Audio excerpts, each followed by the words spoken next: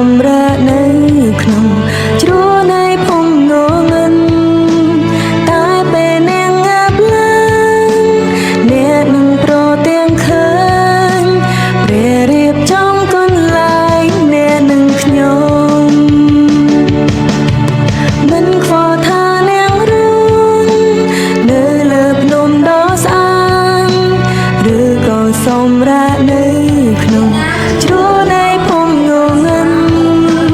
តែពេលនាងងាប់ឡើងអ្នកនឹងប្រទាំងឃើញព្រះរៀបចំកន្លែងអ្នកនឹងខ្ញុំ